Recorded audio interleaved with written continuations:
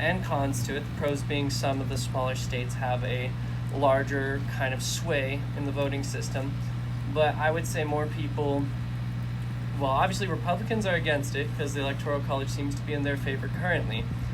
But more people would say that it's kind of a bad situation because, like the libertarian people in Montana, in technicality, our vote really doesn't count too much. So what would you say? Well, I would suggest that with the Electoral College, your vote counts more than it would without it. In fact, if you look at it, if it were simply a popular vote, and I do know that Montana went red. In fact, Montana's gone red every election since 1996. And by the way, I live in South Carolina. We, along with Montana, were one of only 6 states who did go for Bob Dole. So keep in mind, without the Electoral College, Hillary Clinton would be our president right now, and you would. So you did make you did have a voice in the last election, and it's been calculated that without the Electoral College vote, only 5 of the largest cities could determine who the president are, and most of them, of course, are on the sides and are very biased. So let me point out, I'm a longtime libertarian. I've been with the movement for 40 years, and I was first taught that the definition of democracy, now simple democracy, the kind Hillary Clinton wants, where she's president, that the definition of democracy is 2 wolves and a sheep voting on what's for breakfast. And so I think that the Electoral College helps to prevent that. So yes, I'm for it. Thanks.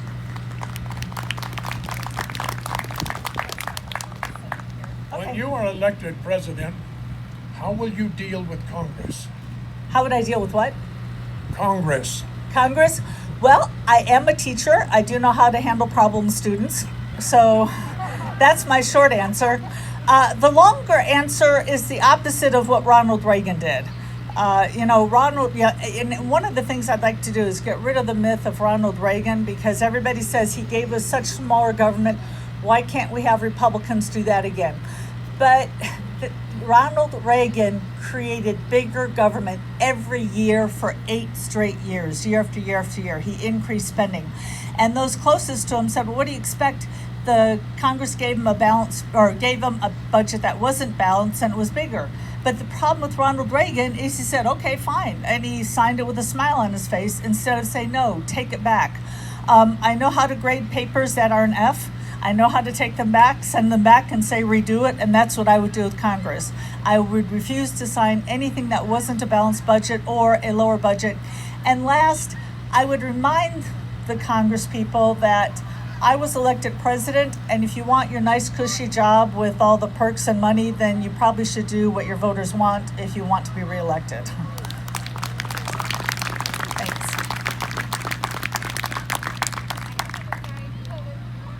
Every one of our presidents continues to use the executive order more and more.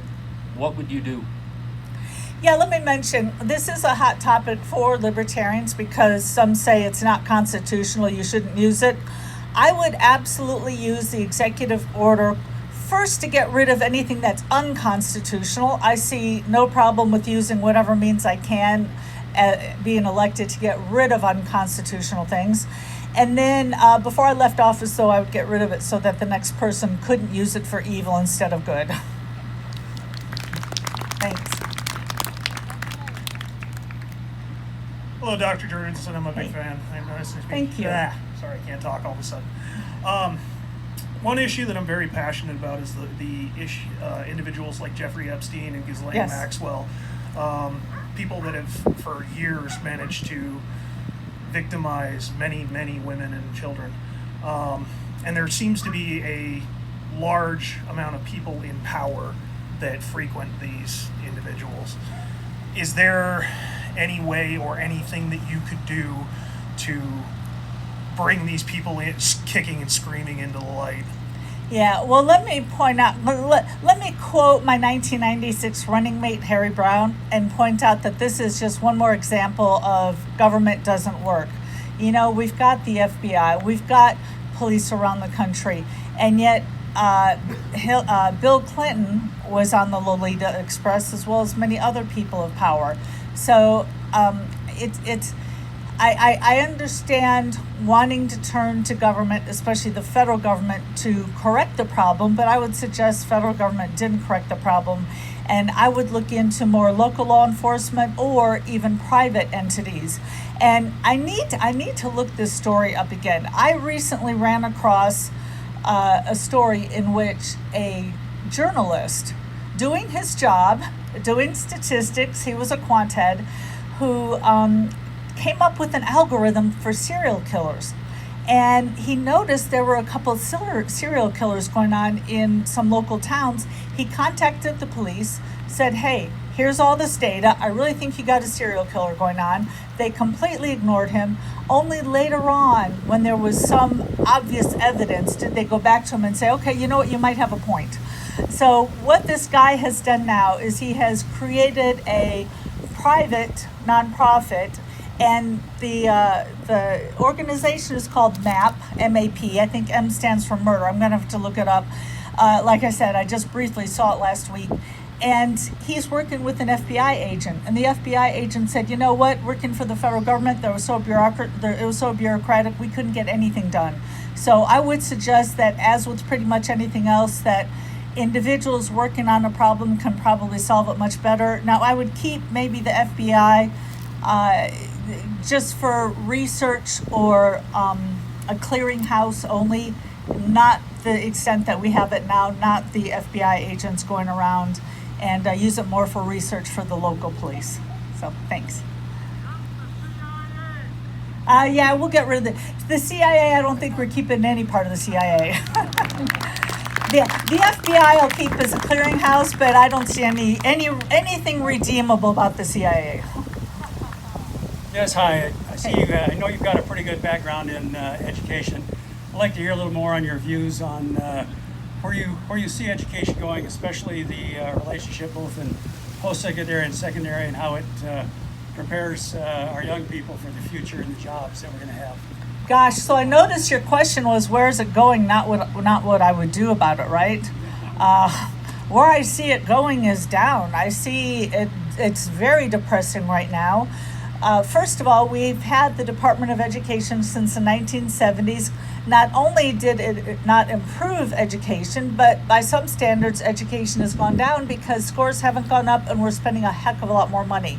And right now, we're spending an average of, it depends on the math, it depends what you're looking at, but somewhere at least $500, if not $1,500 per pupil is going to the federal government, where it's just, going into the black hole.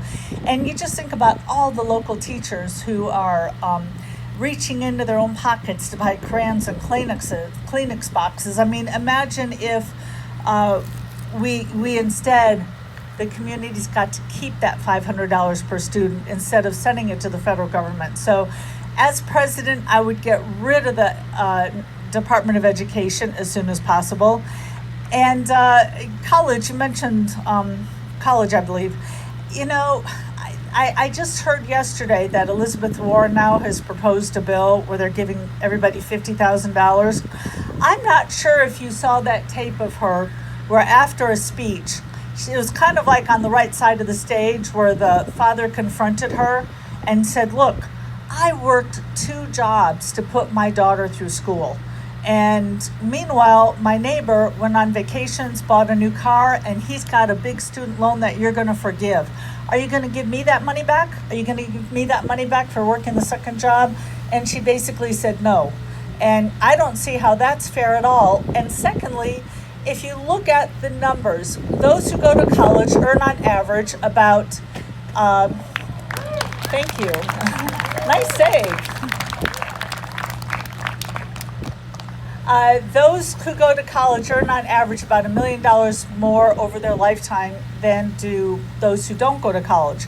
So why should electricians and truck drivers and cashiers pay for the college education of doctors, bankers, and lawyers? That is just outrageous. So no, we're not having free college.